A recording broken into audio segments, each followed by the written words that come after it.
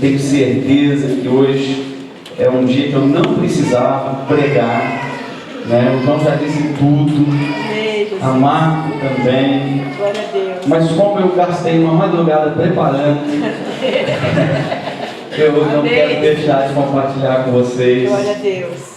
algo que Deus colocou no coração e por tudo que nós já vivenciamos nessa manhã, seja na última canção que nós louvamos a Deus, seja de tudo que foi falado, é uma confirmação do que Deus havia colocado no meu coração para compartilhar com os irmãos. Jeremias capítulo 24, versículo 1, versículo 10. Vamos ler o texto, é um texto longo, e depois vamos falar um pouquinho sobre ele. Fez-me ver o Senhor e vi 2 cestos de figos postos diante do templo do Senhor. Depois que Nabucodonosor, rei da Babilônia, levou em cativeiro Jeconias, filho de Jeoaquim, rei de Judá, e os príncipes de Judá, e os artífices e os ferreiros de Jerusalém, e os trouxe a Babilônia. Tinha um cesto figos muito bons, diga comigo, muito bons, como os figos temporãos, mas outros ruins, diga comigo, ruins. Sim. Que de ruins que eram, não se podia comer. Então me perguntou o Senhor: que vês tu, Jeremias? Respondi: figos, os figos muito bons e os muito ruins, que de ruins que são, não se podem comer. A mim me veio a palavra do Senhor dizendo: assim diz o Senhor, o Deus de Israel, do modo porque vejo estes bons figos, assim favorecerei os exilados de Judá, que eu enviei deste lugar para a terra dos caldeus. Porei sobre eles favoravelmente os olhos, e os farei voltar para esta terra, edificá-lo-eis e não os destruirei, plantá-lo-eis e não os arrancarei. Dar-lhe-eis coração para que me conheçam que eu sou o Senhor, e eles serão o meu povo, e eu serei o seu Deus, porque se voltarão para mim de todo o seu coração. Como se rejeita os figos ruins, que de ruins que são, não se podem comer, assim tratarei a Zedequias, rei de Judá, diz o Senhor, e os seus príncipes e os restantes de Jerusalém, tanto os que ficaram nesta terra, como os que habitam na terra do Egito. E eu os farei objeto de espanto, calamidade para todos os reinos da terra, opróbrio, provérbio, escárnio, maldição, em todos os lugares para onde os arrojarei. Enviarei contra eles a espada, a fome, a peste, até que se consumam de sobre a terra que lhes dei a eles e a seus pais. Amém? Não sei se você compreendeu bem a leitura, mas eu queria te fazer uma pergunta: figão ou figuinho? Figo bom ou figo ruim? Qual figo você é? Figo joinha? Figo excelente? Ou figo estragado? Figo apodrecido? Pergunta aí para o seu vizinho: que tipo de figo você é? Consegue perguntar?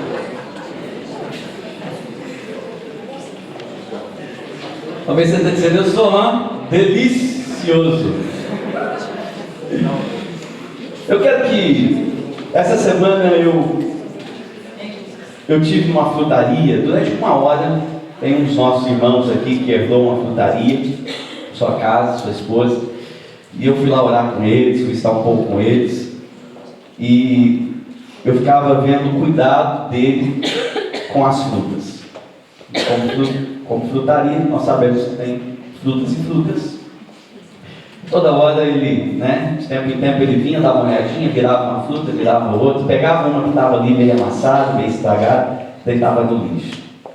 Passava o tempo, entrava um outro cliente, remexia aquilo tudo, vinha para a tona aquelas que estavam mais embaixo, ele dava uma olhadinha, via que estava mais estragadinha ali, pegava aquela que ele não tinha visto anteriormente e deitava no lixo. As boas ele colocava em cima e as ruins ele deitava fora.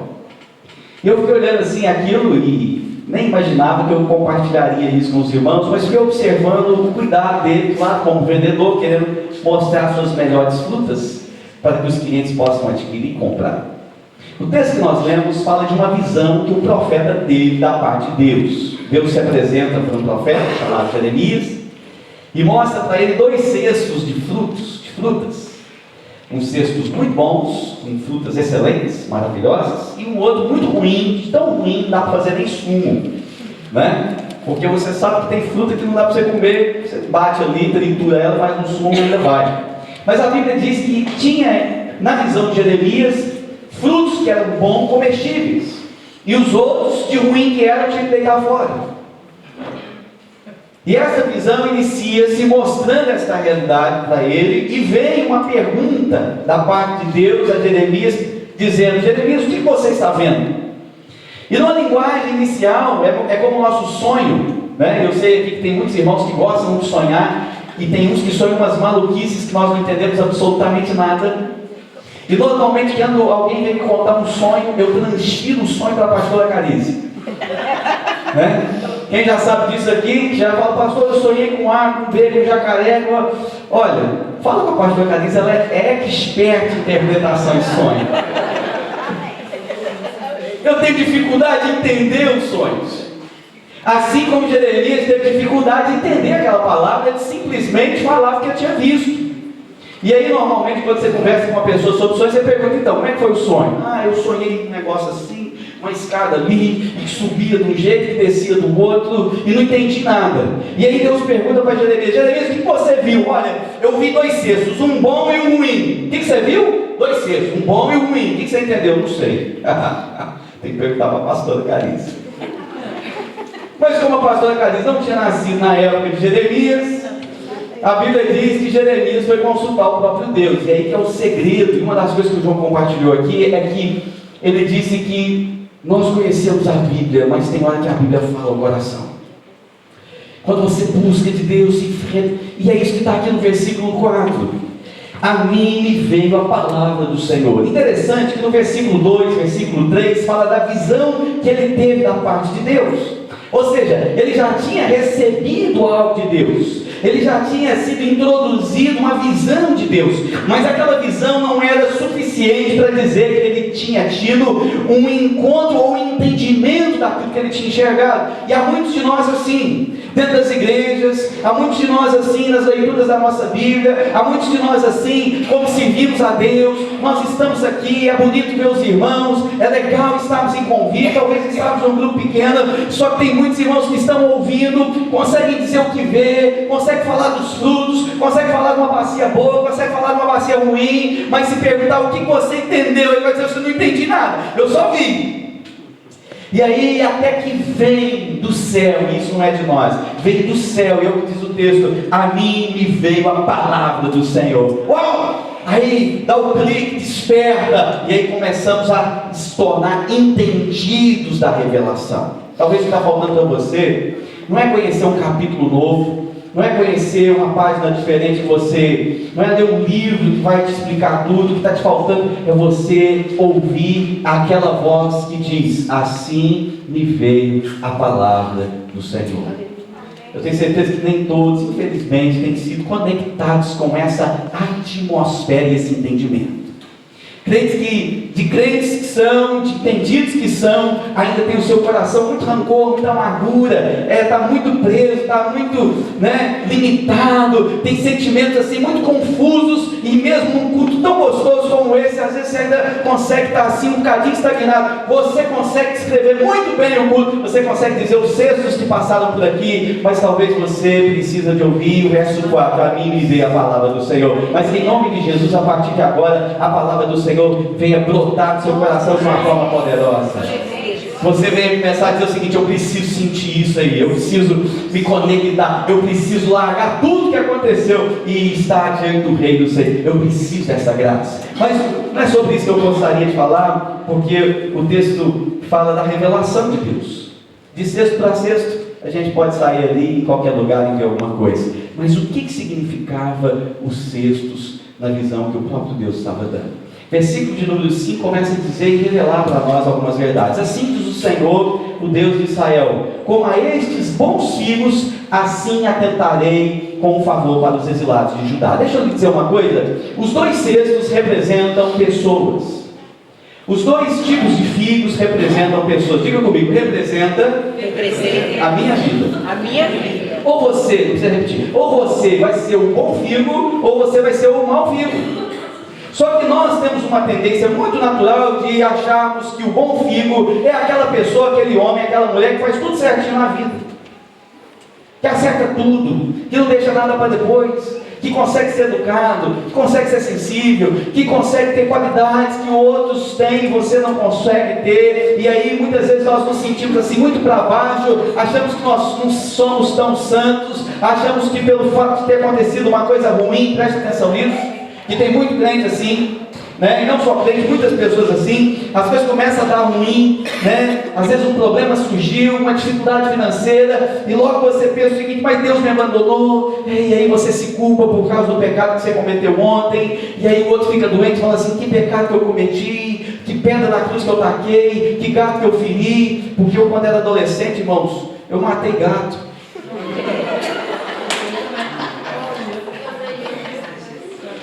Matei. Eu não queria matar não, mas eu não sabia, porque eu tinha crescido com a ideia que os bichinhos tinham 7 vidas, mas não tem não, irmão. Do jeito que você pega o coitado, você leva ele pro céu dos gatos, ou pro inferno dos gatos. Nesse caso, coitado do gato, foi pro gato que o parta. Foi mesmo, foi partido. Brincava, não tinha nem noção. Uma vez eu peguei no rabo do gato, irmãos, e comecei a rodar e falei: vai, Superman, e ele foi. E ele caiu do outro lado, eu só vi a hora que ele caiu. Aliás, não vi, só ouvi.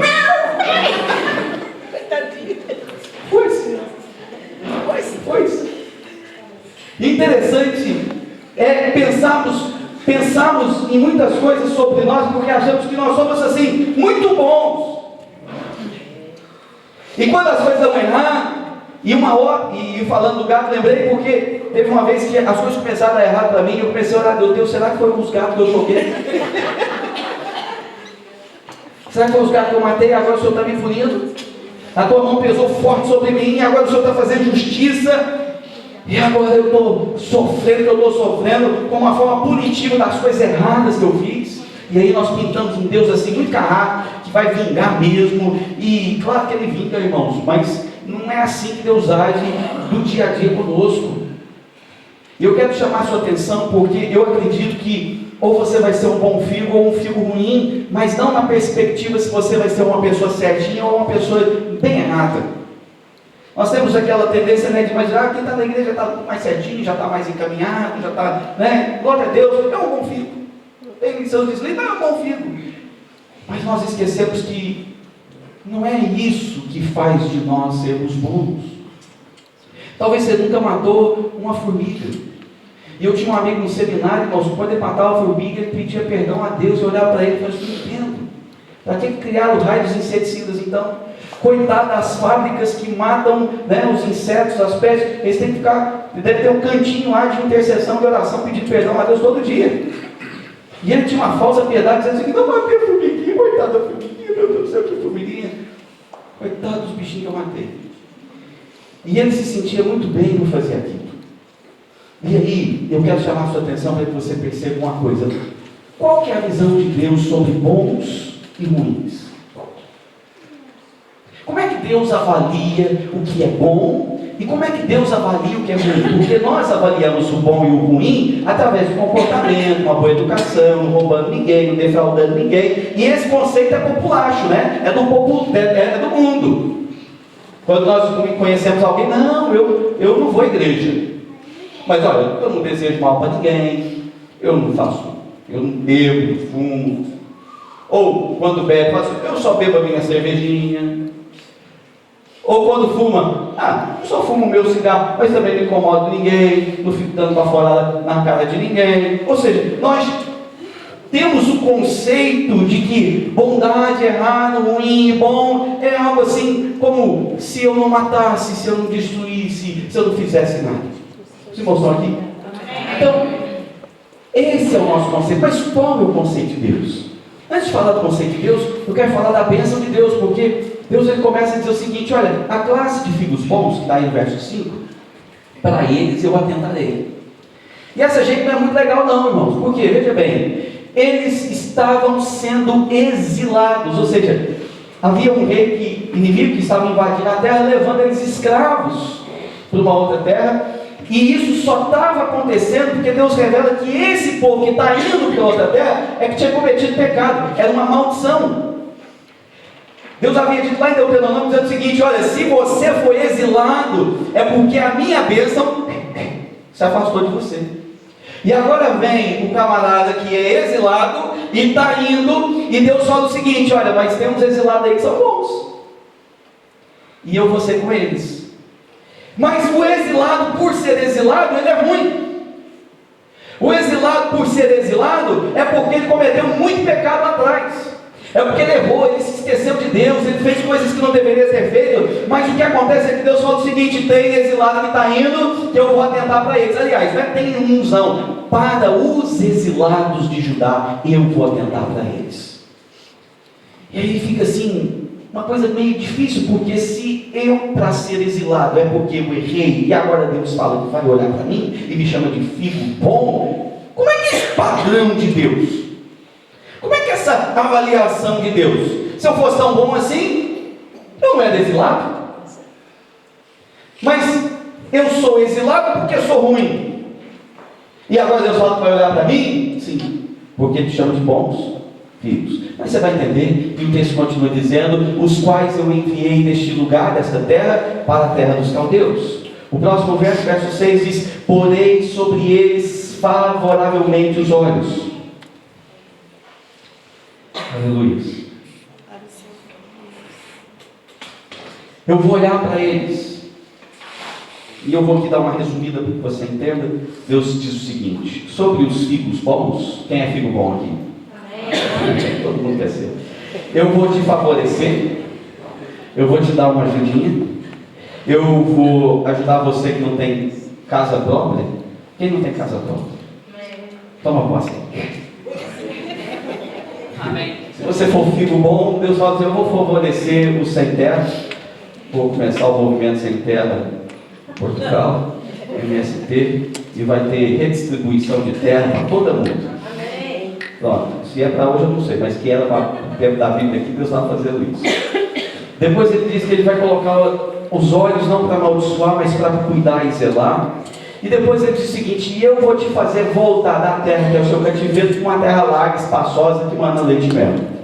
E em última análise, no versículo 7, vai dizer o seguinte, aliás, verso 6: e eu os edificarei, eu te construirei, eu vou te fazer que você realmente esteja muito seguro com tudo que você faz e realiza. Isso é a promessa para quem? Para figo? Para figo bom, para gente boa. Só que o gente boa aqui, guarda lá, não é do jeito que nós avaliamos. Daqui a pouco eu te conto. E aí depois ele fala o seguinte: agora os de ruins. E olha comigo aí a partir do versículo 8. Aleluia. Como se rejeita os figos ruins, que de ruins são e não se pode comer. Alguém já comeu aqui alguma fruta que não estava muito legal? Você estava tentado ver um bicho assim lá dentro, né? Mas tem gente que gosta de comer o bicho porque fala que bicho de goiaba então. É verdade? Ah, uma delícia. Você nem sabe distinguir se é semente, se é bichinho. A diferença é que eles mexem. A diferença é que eles... Se não mexesse, irmão, delícia. Mas eu já dei uma mordida naquilo que não estava legal. Né? Tem hora que não dá nem para você jogar fora, tem hora que você tem que engolir mesmo. Mas a tendência é que você cospe aquilo o mais rápido possível, dando um negócio na boca. Né? Você morde na frutinha, principalmente as pequenininhas que você não tem como ir mordendo para escolher o lado, você taca mesmo, né? E aí quando está lá dentro, e aí, como faz?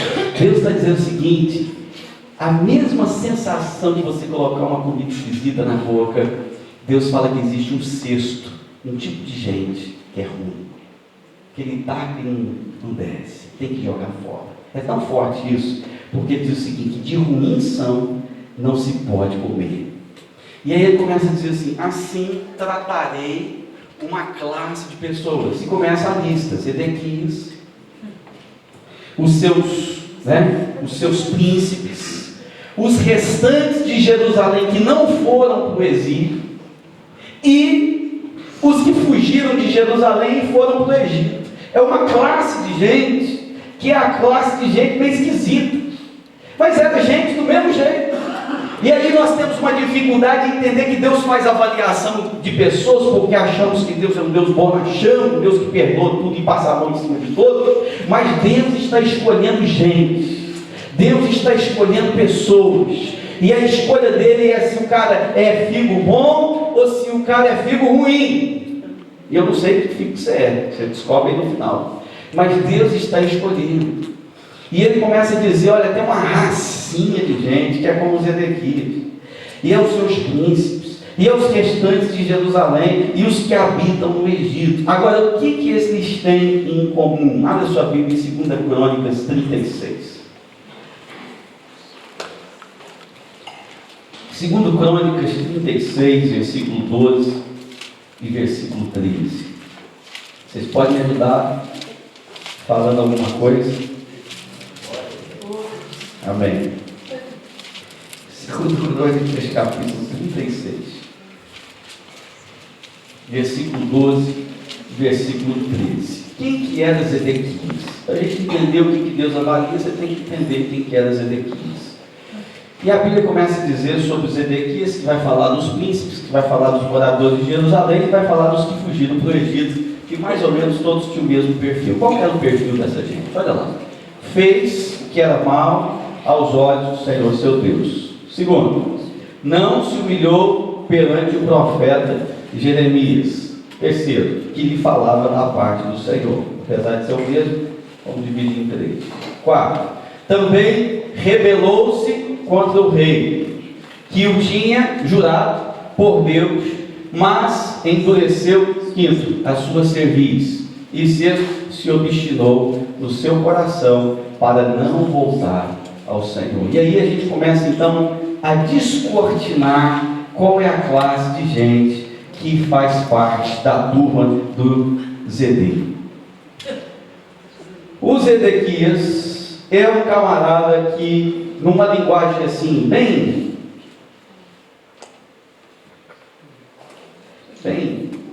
assim, bíblica, é um homem que fez o que era mal, não se humilhou, rebelou contra o rei, endureceu a cerviz, obstinou para não voltar a Deus. E aí você vê essas palavras, talvez endureceu a cerviz e você não entende nada disso, então eu quero te trazer com uma palavra muito simples, para que você entenda o que é fruto e figo ruim, e fazer uma avaliaçãozinha aí do seu coração. Então, primeiro, é o cara que faz coisa errada. Aí a gente para pensar o seguinte: todos nós erramos, né? E eu acho que há uma concórdia sobre nós aqui, que nós não somos perfeitos. E se para ser perfeito, e se para ser fico bom, eu preciso ser perfeito, então estamos lascados. E aí estamos mesmo complicados, porque não tem ninguém aqui perfeito, inclusive eu. E aí nós todos somos figos ruins. Só que tem um detalhe aqui, que não é o fato de ser perfeito ou não perfeito. Ele está dizendo é alguém que faz coisa errada diante dos olhos de Deus. O que é fazer coisas erradas diante dos olhos de Deus? É você saber o que deve ser feito e fazer de forma errada. Tem muita coisa que você não conhece a nível de Bíblia. Tem muita coisa, e eu também tenho aprendido, já tenho 15 anos de crente, ou pouco mais do que isso, e tenho aprendido, e ainda tenho muito a aprender. Então, eu conheço talvez um pouco mais do que talvez você está começando agora. E não deu tempo para que você conhecesse muitas verdades do que é certo e errado. Por isso que você vai ser julgado mediante aquilo que conhece. E aquilo que você sabe e que você faz de errado é aquilo que Zedequias propôs o coração de fazer. Ele diz o seguinte: fez coisas erradas que não agradam a Deus. Nós costumamos, estabelecer algumas condutas no nosso dia a dia, que são pequenos roubos, pequenas desculpas, pequenas mentiras. que nos justifica, que nos defende, que nos protege, né? Que tira a gente assim no meio do escanteio. E isso é fazer coisas erradas, de uma forma muito simples. Depois ele diz que ele não foi humilde diante do seu líder espiritual, uma linguagem também bem coloquial. Ele não foi humilde, ele não se humilhou perante o profeta Jeremias. O profeta Jeremias era o seu líder. O profeta Jeremias era a representação da voz de Deus sobre eles. Era como se pudéssemos transferir hoje para o culto, para a igreja, para o pastor, para o seu líder de célula, e você enxergar para ele, enxergar para mim, enxergar para os seus líderes, e o coração de Zedequias se trancou, e ele não se humilhou, ele não aceitava aquela palavra. E agora que nós começamos a descobrir o que é ser um figo ruim. E aqui não tem a ver sobre fazer ser o homem mais certo do mundo ou ser a mulher mais certa ou mais errada do mundo. Aqui tem a ver com atitudes. O que te faz ser um figo bom são atitudes muito simples. Eu aceito aquela palavra que está sendo ministrada. Eu aceito quando meu líder, eu aceito quando Deus está falando com a igreja. Ou eu sou uma pessoa reticente, eu sou uma pessoa insegura, eu sou uma pessoa que não dou muito ouvido para aquilo. Você pode ser até uma pessoa que tenha dúvidas, um coração aberto. E a Bíblia fala de dois tipos de cidades que Paulo estava pregando, que era Bereia e Tessalônica, e Paulo chega a dizer que os de Bereia eram mais nobres do que os de Tessalônica. Não é porque eles duvidavam e para rejeitar, não, eles ouviam o que Paulo ensinava e depois ia correr na Bíblia para ver se aquilo que Paulo tinha ministrado era de fato aquilo que ele tinha ministrado segundo a palavra. Eles estavam com um coração tão aberto que eles queriam conhecer mais e buscavam mais revelação da parte de Deus na palavra.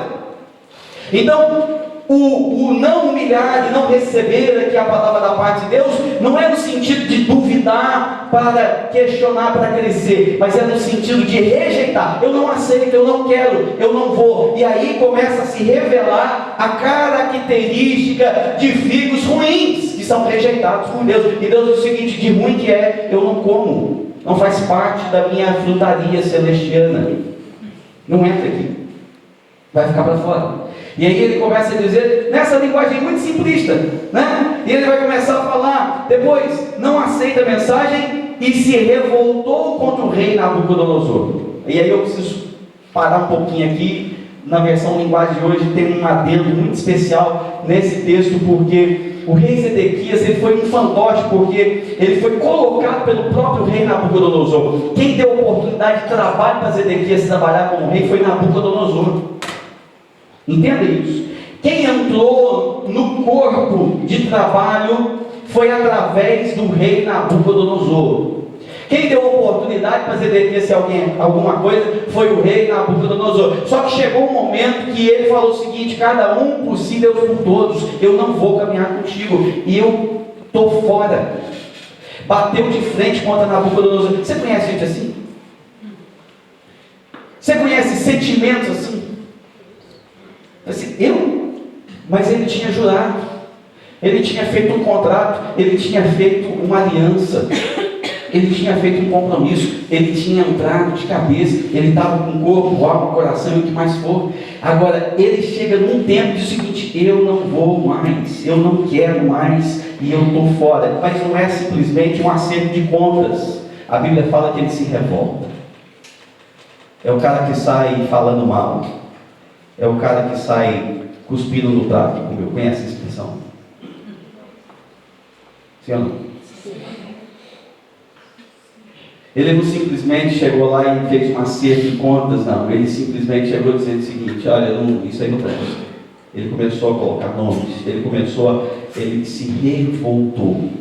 O que Deus está estabelecendo para nós é que essa atitude nossa de revolta, de rebelião, de ir contra, de não ser humilde, de não ser simples, de não aceitar, de continuar no erro. E depois ele vai falar no ponto 5 aqui, que era teimosia. Você conhece gente teimosa? Quem é teimoso aqui? Levanta a mão. Meu Deus do céu, tribulação. É também? Pelo menos, olha, é teimoso sincero. Teimoso. Olha, se você soubesse o que é teimoso, eu acho que você não levantava a mão. Mas já que você levantou mesmo, o anjo já viu. temoso, temosa, é algo que marca você para se tornar um filho ruim. Uma pessoa temosa está no cesto errado. Uma pessoa temosa é uma pessoa que, na visão de Deus dada ali a Jeremias, é uma pessoa que vai ser deitada no lixo. E aí? Pronto. Você já tinha levantado a mão. Agora, o que Nabucodonosor, aliás, o que Zedequias, como pessoa, ele teve no seu coração? Teimosia. Uma pessoa difícil, temperamental. Essa semana eu estava conversando e a gente estava traçando assim alguns perfis, até psicológicos das pessoas. E eu não sei se isso é regra, irmãos, não sei. Mas as pessoas assim que são menos temperamentais, parece que dá de entender que elas são muito mais abertas a receber as coisas de Deus. Porque elas não têm a teimosia. Elas não são duras. Elas são maleáveis. Agora, deixa eu terminar de falar das coisas ruins para depois voltar a falar coisa boa, para você não sair daqui muito triste. O último ponto sobre a história de Zedequias em 2 Crônicas 36 é que ele não quis se arrepender. Ele não quis mudar. Ele tinha um lema na vida dele que se tornou ditado popular na nossa língua. Eu nasci assim, vou morrer assim. Talvez você tenha orgulho de ser quem você é. Esquisita. Tem gente orgulhosa com aquilo que é errado. Eu não entendo isso. Mas gosta de falar. Eu já falei isso aqui da igreja outras vezes. E eu fico meio assustado, irmãos, quando alguém fala o seguinte: não, eu falo mesmo. Eu não levo essa foto para cá. Olha, se isso fez parte da sua vida no passado, amém, mas que deixa lá no passado. Agora, no presente, você como filho de Deus, ainda defender uma bandeira, que você não sai de uma conversa, você está por cima, eu acho que você é muito teimoso. E a Bíblia fala que Zedequias não quis se arrepender.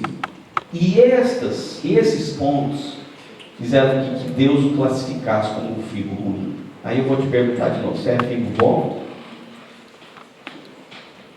Você é figão? Ou figuinho? E aí eu aprendo uma lição da parte de Deus tremenda. Tremenda.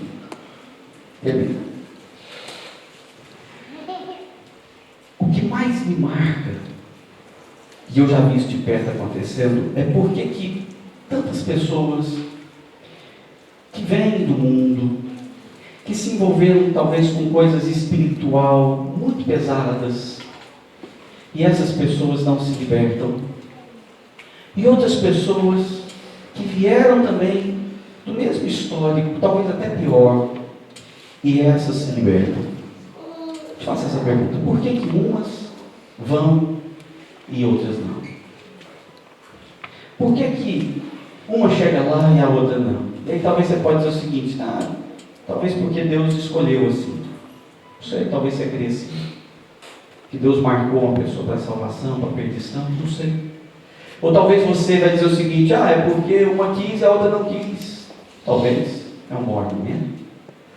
Mas por que uma pessoa que está na igreja há tanto tempo não consegue ser liberta, e uma outra que chegou ontem já consegue receber não só sua libertação, mas muita unção da parte de Deus?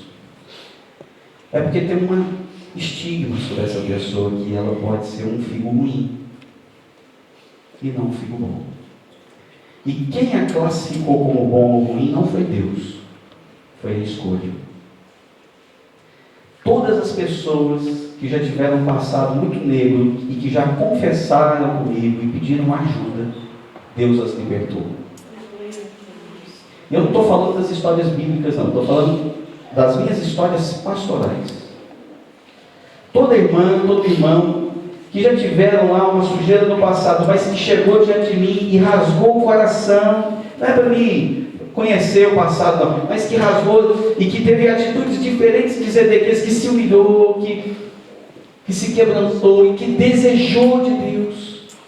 Essas pessoas que passaram comigo, receberam libertação. E não fui eu que libertei, foi o Espírito Santo que libertou. Eu só fui uma pontezinha, um canalzinho. Mas interessante, eu conheço crentes, e às vezes tem crentes aí há muito tempo, mas que são tão duros, tão fechados, não reconhecem, não se humilham, não se aceitam, se sentem donos da verdade.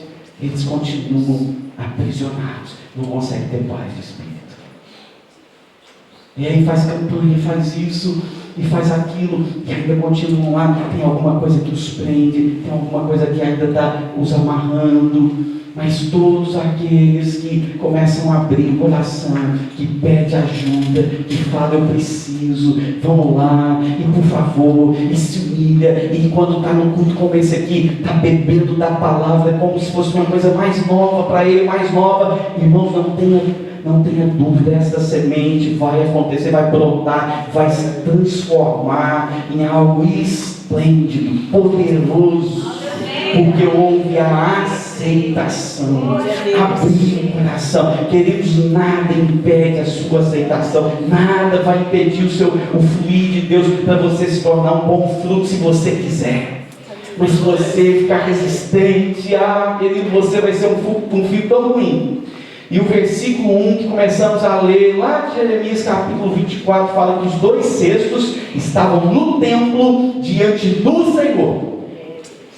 Não estamos falando de gente lá fora que nunca teve a oportunidade de conhecer sobre Deus. Estamos falando de pessoas que já ouviram e que já receberam muito, porque estão no templo diante de Deus.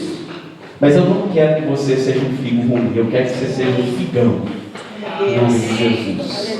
E eu quero, em nome de Jesus, que a partir de agora, você que tem um coraçãozinho durinho, ruim. Tem gente que tem coração ruim, né?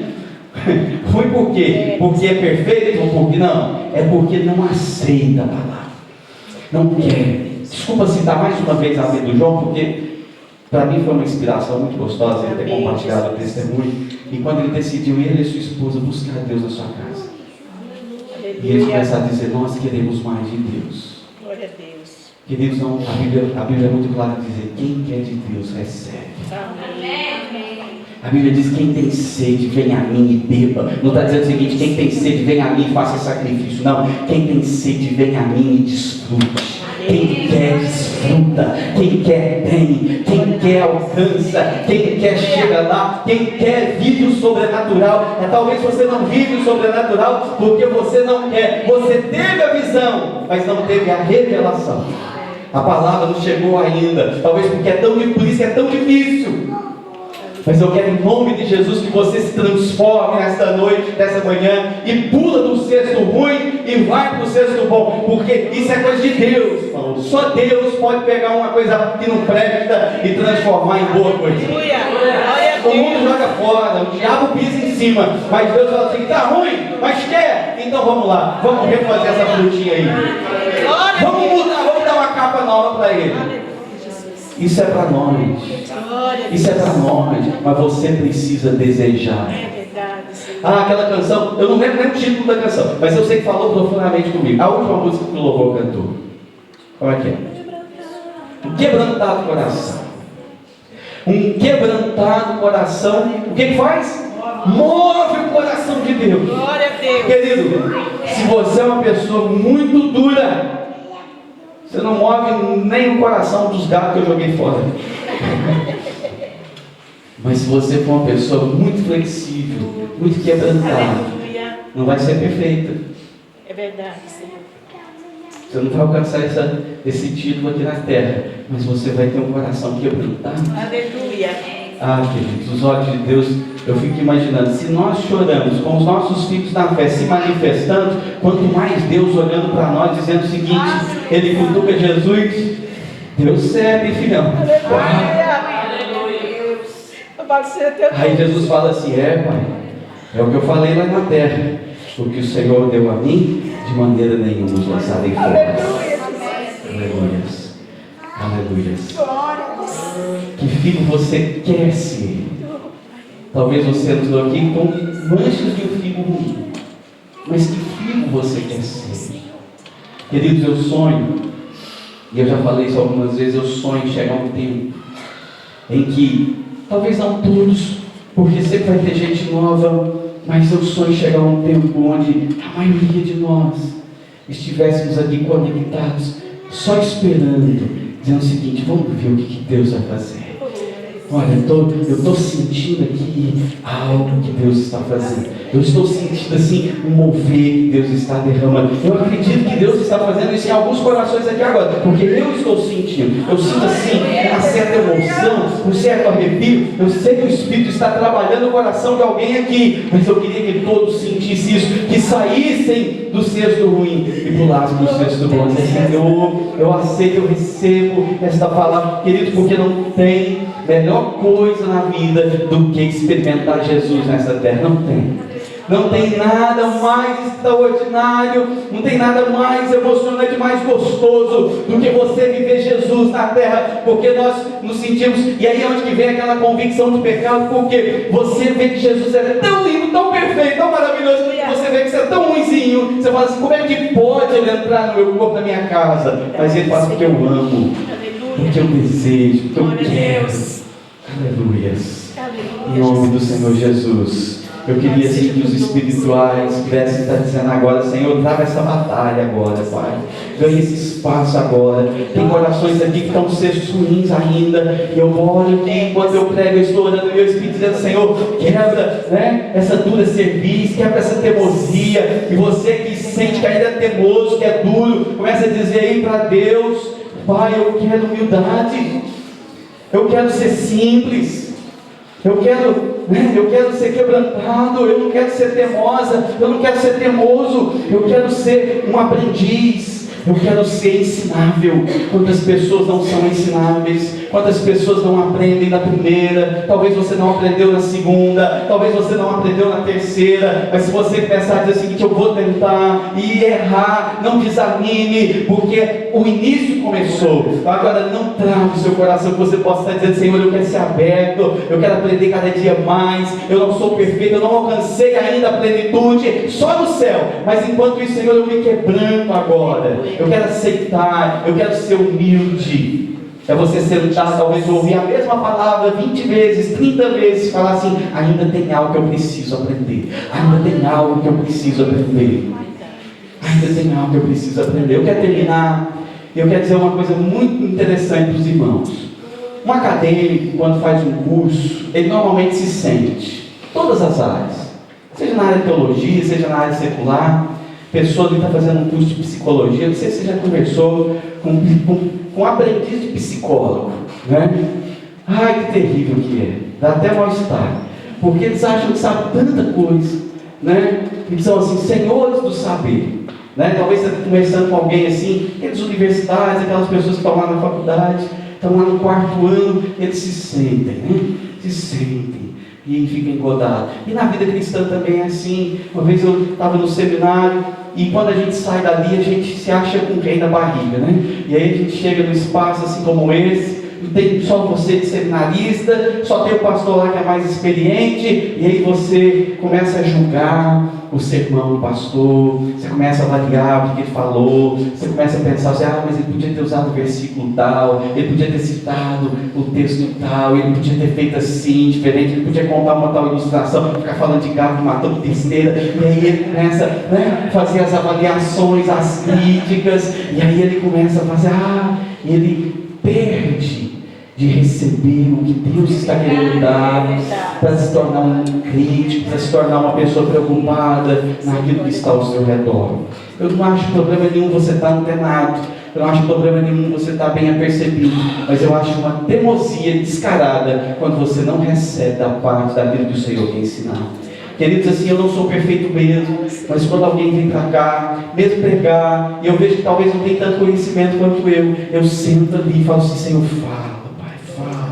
E eu me delicio, irmãos, todas as vezes. Pode ser a pessoa mais simples, a pessoa mais culta, eu me delicio, mas recebo de Deus. Às vezes tem alguém que passa por aqui que fala umas besteiras. Ai, Jesus, dá vontade de subir e tirar o cara daqui de cima, né? Mas eu falo assim: não, mas ele deve ter alguma coisa boa para me ensinar aqui. Pera lá, deixa eu ver o que ele vai falar de bom. E aí eu absorvo o que é bom. Chego ruim que a gente deita fora. Mas o que é bom, eu tomo para mim, tomo Glória para a minha Deus. vida. Eu quero que você tenha esse coração, esse espírito em nome de Aleluia, Jesus. Jesus. Você e eu precisamos ser recebedores daquilo que Deus está falando. Às vezes o canal é muito esquisito, irmãos.